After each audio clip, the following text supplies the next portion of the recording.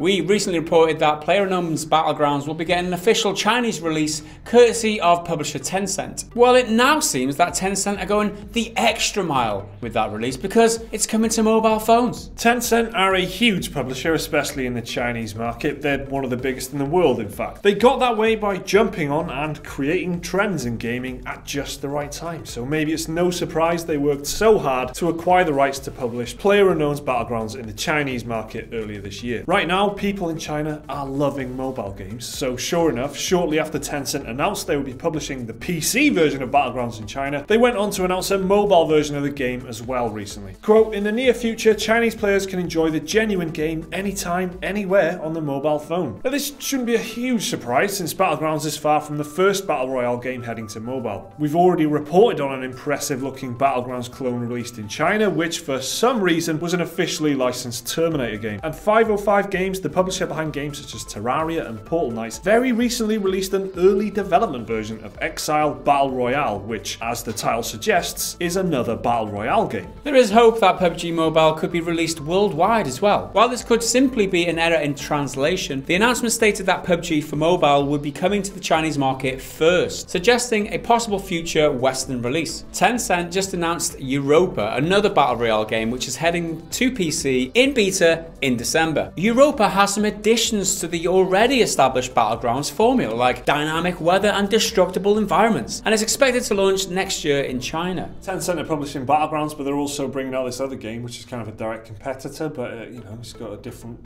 appeal, I guess. It's got some, you know, different things brought to the table, like destructible environments. As for the mobile game, I think, you know, if you'd have said that to people like 5 years ago, it'd seem pretty crazy to have near enough a AAA release on PC also coming on mobile. I mean, it's pretty crazy, and the fact that there's loads of clones of it out there already, full-on like third-person mode shooting online experience on your mobile phone. I mean, that is impressive. Tencent can't get enough of Battle Royale at the moment because they've also got a stake in Epic Games, who produce Fortnite. So that's another Battle Royale game. So that's at least a good handful of games that they're working on, just Battle Royale games. Fortnite's a weird one because Fortnite is just Fortnite, and then now it's basically just most people playing it must be playing it for the free Battle Royale mode right now, right? With Fortnite, remember, you did have to buy in to play that game early. It is going to be a free-to-play game eventually, but they then gave the Battle Royale kind of half of it away for free to everyone. It's a weird situation with Fortnite, but basically that is a Battle Royale game now as well. It's weird. Also in the news, Square Enix has assured fans that Deus Ex is still a very important franchise to the publisher. Eurogamer reported earlier this year that Deus Ex was on ice after the disappointing performance of Deus Ex Mankind Divided last year. And that was something particularly galling for fans, since the ending of Mankind Divided was reportedly broken off from the game to be put into a sequel that many thought would never see the light of day after that story broke. Square Enix did little to refute the story as well, and the announcement that the company had just broken a multi-game deal with Marvel seemed to add up to one esteemed video game franchise on hiatus. Well, Square Enix has finally, after almost a full year, come out to reassure Deus Ex fans. Speaking to GamesIndustry.biz, Yosuke Matsuda, the CEO of Square Enix, said, quote, "We have never said anything about discontinuing that title, but for some reason that's the rumour out on the market. The issue is we don't have limitless resources. The reason there isn't a Deus Ex right now is just a product of our development lineup, because there are other titles we're working on. But are there any solid plans for a Deus Ex follow-up to Mankind Divided?" Matsuda said, quote, "We are already internally discussing and exploring what we want to do with the next installment of it." So it's not an outright guarantee that they're working on it.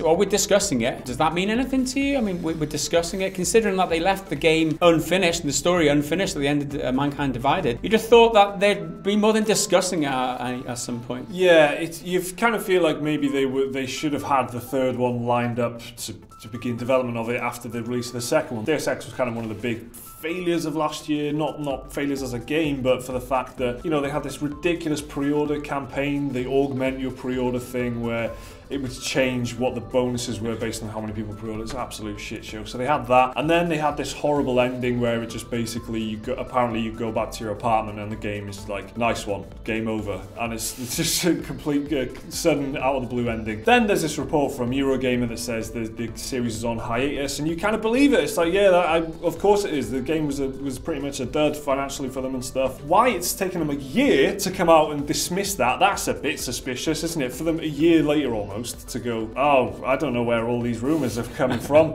The game's not on hiatus. They've had like 11 months to think about it since that article came out, so I'm sure things have changed in that time. And elsewhere in the news, Nintendo is yet to reveal the official download numbers for their new free-to-play app Animal Crossing Pocket Camp, and we likely won't see them until their next investors meeting anyway. However, market intelligence company Sensor Tower estimates that within the first 6 days of its release, Pocket Camp was downloaded 15 million times. It's an impressive figure that, if accurate, beat out Nintendo's previous mobile release, Fire Emblem Heroes, which only saw 7 million downloads in the same time frame. Unsurprisingly, it failed to get more downloads than Super Mario Run, which did see 32 million downloads in its first 6 days, but that was Mario. Nintendo mentioned Super Mario Run's performance in a recent investors meeting, saying that it did not actually meet their expectations. But that game's model was a free limited trial and a full £10 purchase to unlock the rest of the game. Animal Crossing, on the other hand, uses the free-to-play model, including microtransactions, to make revenue from it. And while the game has reportedly seen an impressive number of downloads, it hasn't gone without its criticisms, the most notable of which came from actress, model and social media personality Chrissy Teigen. As part of a rollercoaster of tweets, she said, quote, "Pocket Animal Crossing might be okay for you AC newbies, but for us Tom Nook loyalists, it's merely a hit of the crack that is actual real Animal Crossing. It lacks the heart, the soul, it's a sandwich with no meat, a car without tyres." That's quite beautiful. Quite elitist of her, really.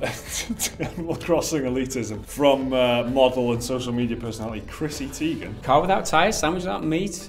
It's actually some really nice imagery there. What, the crack? This is the hit of the crack? Yeah. What does she mean by that? It's like saying that the game is crack and the mobile version isn't good enough crack. Like, I want the full crack, please. Maybe crack is different in her world, but to me, crack is something that you don't want to be experiencing. I don't know. Yeah. I mean, Irish crack is like a good crack. Have a good crack. Yeah, that's not what she's talking about. She's talking about hardcore drugs, is what she's talking about. While reviewing Animal Crossing Pocket Camp. And she went on, "These Pocket Animal Crossing animal people things." Did I say that right? Yes, you did. Don't doubt yourself. It didn't sound right. "They aren't our friends. They're jerks. Who makes certain couch demands before visiting someone's house, then shows a video montage of them sleeping on it. I hate these people." Another tweet said, "I'm actually getting angry about this as I type it. What kind of crap is this teaching us?" You all right, Mike? Yeah, that's my favourite line with that. I'm getting angry. She's taking us on a ride here. She's really... It's roller coaster. It's emotional. I did say roller coaster. "I need a hammock to have friends. Fruit will go faster if I throw money at it. I'm deleting this." And the pick of the bunch, she also tweeted, "That said, I have spent $120 on Leaf tickets." Well, this is like when John Boyega was complaining about Star Wars Battlefront, the campaign, and then EA were like using Boyega to market the game. Nintendo got any sense here? They'll get Chrissy Teigen on board to advertise the crack that is Animal Crossing Pocket Camp. For when Pocket Camp 2 comes out, she can be involved in the marketing for that and be like totally won over. I just love it when like celebrities just out of the blue reveal themselves to be gamers. John Boyega's like, "Hey, where the f***'s the campaign in Battlefront?" And everyone's like, "Oh, John Boyega plays games, cool." Well, it's the same year, I guess. Chrissy Teigen plays Pocket Camp. That's my biggest takeaway. I'm not like taking the what she said or anything. I was like, cool, she's playing some video games there. And spending loads of money on Leaf tickets. Too much money. $120. I mean, you talk about whales. She's a definite dolphin. She burns $120 for breakfast. You know what I mean? That's pocket change for her. And she doesn't even like the game. Yeah. So imagine when she does like games. And finally in the news, the Summoners War World Arena Championship was recently won by Shanghai finalist Tomato. It was a big moment in which the guy won the whole tournament and became the game's first ever world champion. His hard-fought victory came at the end of a full day of harrowing matches against other elite players from around the world. He picked up $20,000 for his win. And when it was his time to shine on stage, trophy in hand in front of his adoring fans, he was asked if he had anything to say. He said no. Guys just won a tournament. Anything to say to your fans? No. It's fair enough, isn't it? I mean, he's not a talkative kind of guy. I mean... I love it. I absolutely love it. No, that's great. I wish more people were like that. Just, you know... Anything to say to all these people? Nah, just give me my money and off. Just like athletes and stuff. "Oh, you just broken a 100 metres world record, Usain Bolt, do you have anything to say?" Nah, I'm going for a shower. He's not looking for some sort of like advertising deal or anything, is it? It's like, nah, I don't need a personality. Nah, I'm gone. So do you agree with Chrissy Teigen? Are the animals in Animal Crossing Pocket Camp jerks? I think it's good enough. I think let's just finish on that. Yeah, that's it.